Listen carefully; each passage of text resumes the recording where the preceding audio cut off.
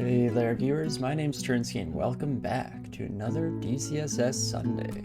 Today, or where we last left off rather, we had finally gotten in our win with a null here and we even had enough stream time to get rolling on with our Palentonga. I almost said Palentongas because my wife suggested this beautiful name Dongus, the Palentongas for us, and that's the only way my mind thinks of it now. But yeah, we were doing pretty well to start out in this run here, managed to clear it down all the way to layer 5, I believe, if I remember correctly. We're just about to decide on what to do next, but today, before we jump straight into the run here, definitely didn't warm up my vocalizing at all. I'm very tongue-tied to start off the stream here today. But I wanted to get a little bit of housekeeping out of the way because for the past few streams here, I've been mentioning here and there about the possibility of trying to do a couple of 15 rune runs, and I say couple just to build in a little bit of a fallback because I doubt the first try will be successful, but one can always dream, I guess, so maybe we should be a bit more positive on that side of things. But I finally decided on a good time for it, and it helped that coming up here is my birthday, and I thought that it might be fun to do a bit of a birthday stream, spend some time on here with all of you lovely folk. So it's looking like this Tuesday on the 28th here in a couple of days, I'm going to be throwing in an extra stream, most namely to celebrate passing 100 followers, which we did a little while ago, but I still wanted to celebrate that somehow because it was a pretty sweet thing to see at the very least. So yeah, we'll definitely be popping in on Tuesday, probably in the evening, and trying to get started on some 15 rune runs there. The reason why I wanted to bring it up is not only so that people know, but also because if anyone has any suggestions, combos that they really want to see heading towards a 15 rune, I definitely want to hear those opinions. So if you are one of those select groups of people, then I'd definitely really appreciate reaching out in some way, Twitch, private messaging. You can comment on just any YouTube video of mine of what kind of combos you'd want to see for that. Ideally, maybe something a little bit easier to take into 15 rune runs, but I'm not going to make any decisions for you, and I'm very much happy to go with whatever the audience suggestion. I think that could be a whole lot of fun. So throughout the stream today, direct messaging, comments, however you want to go about it. I'd love to hear from all of you lovely people out there. But with that out of the way, awkwardly stumbling my way through that announcement, let us hop back into the run here. Oh, I'm not actively on this screen. That's why hidden enter didn't work, but yeah, we'll hop in with Dongus the Palentongas. Oh, and I also just realized I left my ring in the other room. I'm gonna run and grab that. It'll be about 5 seconds though. Alrighty. And with that, the way, let's get back into the swing of things here, shall we? So like we were guessing, it does look like we're in layer 5, so I'd assume that I was correct in that memory. Looks like we dipped down into 6 at one point, but this was the last one that we cleared all the way through because we didn't find that slime door in 6 like we otherwise might expect. So things are definitely going well on that front. Resistances are looking okay. I really do want a source of resist poison, of course, before heading into swamp or snake, or 2 S branches that we were offered up on this run. But beggars can't be choosers, and we'll have to deal with whatever the game sees fit to handle, or to hand to us rather. Unfortunately, just at first glance here, I was seeing that our armor class is a little low, especially for a bit of a more sword and board fighter here, but I'm sure we can get that sorted out over today, especially since we're definitely going to find a barding. No doubt in my mind, we're going to find a barding, and that will upshoot us into a better place in that regard. In terms of skills, we're also fairly close to being able to wield a large shield without penalties, so that will be another marked improvement in our performance, at least defensively there, which is one of the more important factors of the game, to say the very least. And yeah, with that, I think we're pretty much caught up. Just want to do a quick scan of yield inventory, see how we're doing on consumables. We have a couple of blinks, which is always nice to see. Some magic mapping if we need it. 2 summoning is also a really good escape option in many situations here. And on the potion side of things, we have 7 curing, only 2 heal wounds, not the best, and only 1 haste, also not fantastic, but I'm sure we'll be able to handle whatever the dungeon throws at us, right? It's all about that positive reinforcement. I will right away, before I forget, drop these potions of degeneration, because we don't need to be carrying those around, and I'm sure I will forget that I even had them in my inventory if we don't do so now.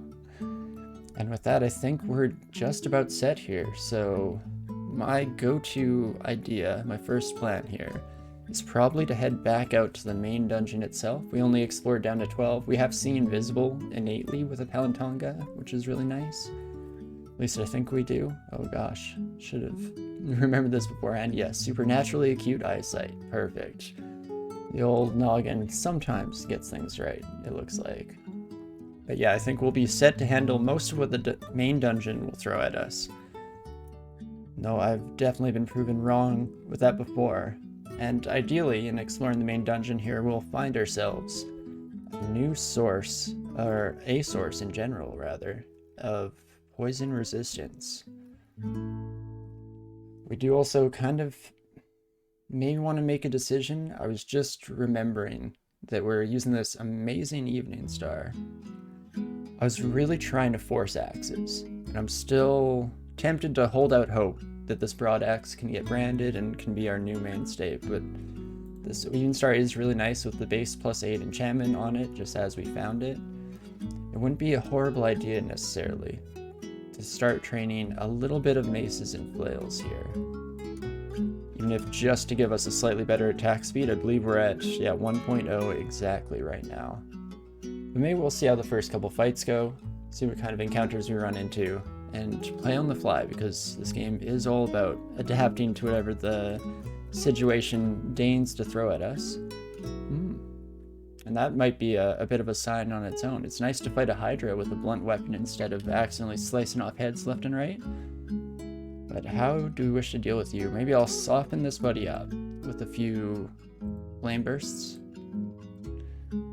just before they make it up to us. We don't have great AC, which is the main thing that you want against the Hydra, since they're hitting multiple times at low damage values. If you roll well on AC, you can just get through those fights taking no damage, which is definitely ideal, but we'll take what we can get and just keep going, since it at least seemed to work out here. I'll have to see what kind of encounters we run across at the beginning of the game here. I did want to hop around the corner there. It's nice to make enemies come close to us with Quaswell, because that way they're dealing with all the clouds around us. Definitely ideal. For a corrosive dragon here, we'll definitely switch back to our old artifact mace that we were using. Something that we never remembered to do last week, because I kept forgetting that this mace even had the resistance to corrosion on it. But this time around, we're a bit more on our toes here. And that is looking good to start off. I'm hoping to find some decent AC equivalents, if not the barding right away, then even just some maybe things to switch out what we're currently wearing. The resistance scarf could definitely go for a cloak that gives us a decent amount of AC. Better suit of armor as well. We're just wearing kind of standard plate right now. We'll have to see what the game deigns to give us. Also, make sure that we use our dodge roll every once in a while, especially when we're just one space away from a ranged enemy like that. Only makes sense to try and take advantage. I got confused there from the silhouette that one of these monsters made, but it's because this buddy is a shapeshifter. And it's not very often that you should see shapeshifters in their alternate state. But let's try and line up all of these buddies in a nice row, and we'll use... Oh, I was actually going to use acid, but then I just thought better of it. And maybe instead of using up one of our 3 charges, because we are running low in that department, we can instead go to the evocable here and maybe save a little bit. I'm going to aim for the shapeshifter though before they change into anything more frightening than that, especially considering the fact that the lightning rod does not miss, so it's a good weapon to use against a Tarantella in particular here. As we see, we're able to take that out. Only one more charge, doing decent work against these skeletal warriors here. In fact, I think that is good enough showing that I'm willing to fight through the rest there. And okie dokie, the first kind of semi-tough fight of the night here. It's nice to go through it without too much trouble, though I'm sure that will change right away. We have 1 pip of fire resistance, but unfortunately we're much better in the cold resistance department. That's fine. Let's lead this buddy back a wee bit here. Wait a couple turns around the corner, and then we can pop around, do a quick combat roll right into the thick of things. Not too bad here. In fact, this Evening Star is doing fantastically for the time being, and the nice thing about potentially doing a little bit of a rework and training some maces and flails here is that it's not the end of our axe days. If we find a beautiful axe, still fully gung-ho, very much looking forward to that, because it is nice to be able to use our clouds to their full efficacy and fight around us, though of course getting surrounded, not usually the ideal situation in DCSS. But I think I will actually turn maces and flails on for a little bit, get it training, not over 14, but maybe even as high as. And then we'll be using this Evening Star to its full abilities here. Hello friend, not fantastic. I'd like you both to come into me around the corner, please. Oh, there we go. That's a bit more of a sell for the dodge roll than we've had up until this moment. For the most part, we've been struggling to make it work, but one-hitting a ranged enemy as we come swinging in, or rolling in rather, from beyond, definitely can't be too unhappy about that. Here we can see that as we're fighting, we're just creating all the noise with our storms, bringing in so many new friends here, which you don't really love to see, but it is what it is. And this is where Quaslaw, gets kind of interesting, because I almost want to be fighting out here. It definitely gives our clouds the ability to help us out throughout the course of the combat. But it's also a little bit scary in its own right, especially as we start taking damage down to this point, because Two-Headed Ogre, it's 35 naturally, plus 2 giant clubs. It's getting a bit close to the one-hit range, but not quite there. Let's maybe take one more swing. Perfect. Couldn't have asked for a better result. Oh no. And a Cyclops? Game, why are you doing this to me? Hit for up to 35, so we should be able to take you out.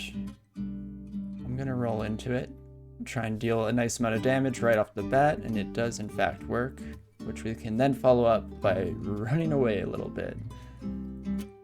This is one of the disadvantages, the trade-offs that we deal in with Quaslaw in particular, because of just how much noise our storms make. We're gonna constantly be worrying about enemies coming in from afar here to join the party. And that Curari dart just keeps on giving. Still didn't break it on that hit, which you love to see. And thank you so much, GunV9. I appreciate the follow a whole lot. Hope you're having a great day. Okie dokie, the mage came ahead, eh? That's not great. In fact, we can do a quick check. I feel like we're likely to be paralyzed. Oh, 18% is actually better than I expected, to be honest. With only 2 pips of willpower, I thought we'd be in trouble. So let's instead charge right in, just try and finish off the fight as soon as possible. Perfect. Let the poison finish dealing a little bit of extra damage to this son of a gun. And with that, we actually should be prepared to just roll right into it once more. Alright, if that's as dire as things get, I will be a happy camper. But we're still holding out hope for some more defensive capabilities here as soon as possible. I mean, one of the side benefits of training up some maces and flails here is that we will get a faster and faster attack speed on the flail itself, and that will make me a bit more willing to change over to our large shield, because the main deterrent to doing so right now, gaining some more defensive shielding ability, is of course the amount of attack speed that we miss out on. We'll definitely just poison up our roly-poly friend here. It's nice to see someone who appreciates the rolling attack as much as we do.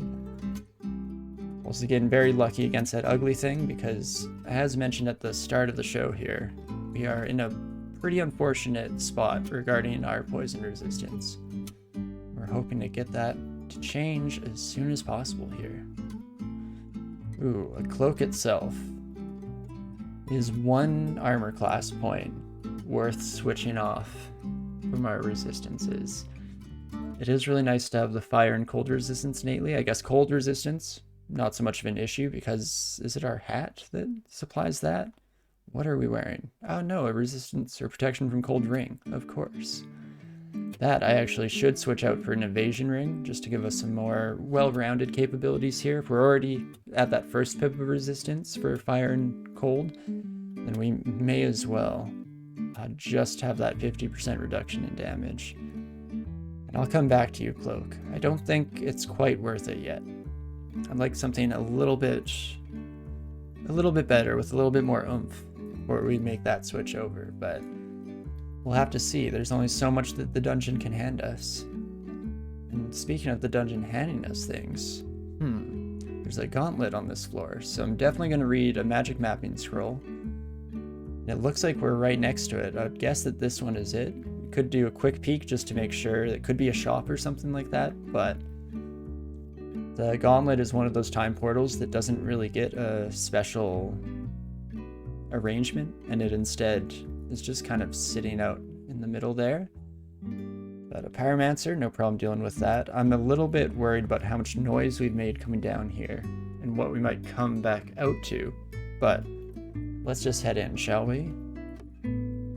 I feel like I say it every time, but I'll keep saying it because the gauntlet is one of my favorite time portals, just because you are in no way punished for checking it out. You get full awareness, you can look around as much as you'd like before you have to buy in completely and decide if it is something that's at all possible even. There we go, we have our exploration. It looks like, 3 different paths. Or maybe actually just 2 now that I look closer. I think that we have a short path here up top, and we have the longer path at the bottom. So more enemies to fight, but of course, more loot as well. Unfortunately, this B area alone doesn't look fantastic for our Palentonga right now. We keep complaining about that poison, and that's exactly our worst nightmare. Even though a disaster area, one of our god-given abilities here, thanks to Quaslal, should clear out those bees fairly easily. And it becomes more of a question if we want to deal with potential mutations coming in. Ice room, no problems whatsoever. We're covered in spades in terms of cold resistance. And finally, we have a death scarab, and what are you? A spectral black mamba. Well, let's see. We have an embroidered scarf, so probably nothing too much better than what we're currently wearing, since we are fairly happy to have the resistances. Up here we do have, I believe, an artifact cloak. Yeah, smoking I think is one of those. Even a broad axe that we could use temporarily here. Artifact ring. So down below, it seems like we're only really getting a hat out of things, which, don't get me wrong, a nice hat is beautiful, but we have a pretty awesome artifact helmet on right now. So it might be just more worth it overall here for us to take the shorter path. And it's always nice when you have a fully reasonable excuse to do so, right? Don't even have to be worried about just taking the easy path out. This ghost crab is going to be a little bit of a pain in the butt. We don't have any negative resistance, do we? Doesn't look like it. Nothing in our inventory either. Unfortunately, no positivity here. But one crab we should be able to take out. We do have some AoE if too many spectral spirits get called in as well, so that's always a nice option for our future.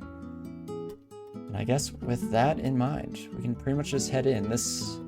I'd be remiss not to mention that this second chamber also looks a bit frightening, but at the very least we have resistance to electricity, and we have lots of potential cold resistance, so ideally we'll be okay to settle with that.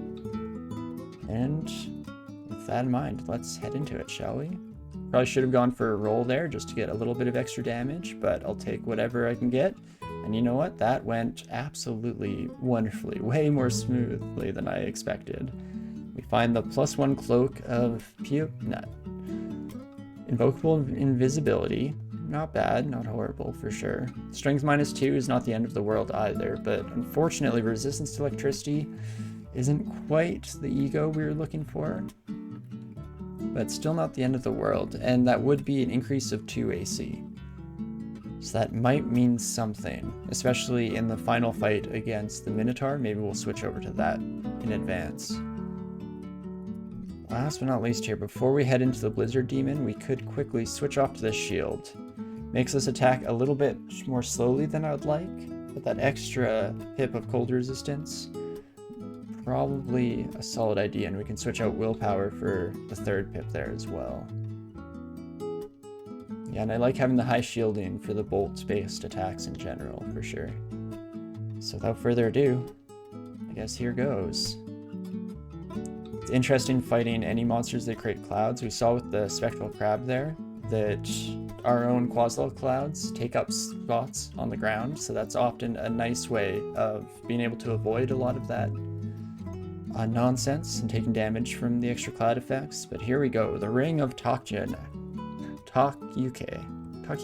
nice. But more sources of resistance to cold, wow. But Evocable Blink and some spellcasting capability. That is kind of interesting. It would bring us into a place to potentially learn up pretty quick the ability to cast some low-level spells that just help out. Stuff like Swiftness could be nice. I believe we got... I thought we got Wereblood. But maybe we just talked about Wereblood last time, and in fact that does seem to be the case here. At the very least that, and in the future, if we find Blink or Apportation, those can both come in handy for sure. So, wouldn't be the end of the world regardless. I think we can drop our protection from Cold Ring, switch it out immediately for this son of a gun. Can even put that on just to check that our Evocable Blink is at 7%, which is pretty solid. As long as we use that nice and early, we can definitely use that as an escape to get away from horrifying situations here. And what else do we have? A +6 Vampiric Battle Axe. Oh wow, game. Why you gotta tempt me so? I mean, I think I kind of need the shields, unless we get ridiculously lucky in some AC drops soon. We're kind of trying to make up for that in our shield capabilities. That is tempting, especially if we do plan to get surrounded to any degree and let our clouds do some extra bit of damage. Having Vampiric on a slashing weapon that attacks all the monsters around us can just give us ridiculous amounts of health per turn if things go well. So at the very least, I want to take this with me, even if we don't immediately switch to it necessarily. What else do we have here? Because we will have to drop something. I unfortunately forgot this time around to drop anything that wasn't immediately relevant for clearing the gauntlet outside of it, so that we could always, you know, pick them up later, come back for it at the end of the day. But that is fine. We should have enough random stuff to throw out here. We can even do a quick search for Broadaxe. Kind of hoping against hope that we would have left one line behind somewhere in the dungeon, but that makes sense. It's still fairly early on here. And with that in mind, maybe I'll get rid of the dagger, our one source of poison resistance. Oh gosh, second guessing myself. Way too hard here. I guess Zom's chessboard, those ones we have left before, so I'm sorry Zom, but I'm going to be dropping this for the time being, I think. It's a bit of a risk just based on the fact that we could try and use that against the Minotaur themselves, but I believe the Minotaur usually has fairly decent willpower, so maybe not quite as effective as we otherwise might like. And now, just before we make the final transport into the Minotaur's lair, we can decide if we want to put on this other cloak. Maybe we'll try it out and just see on the chances of evoke Invisible, because that's one that is extremely helpful against the Minotaur. As long as we're not unlucky and they don't spawn with some kind of See Invisible artifact on themselves, then this could definitely be our ticket out of here. Even if we don't want to rely on that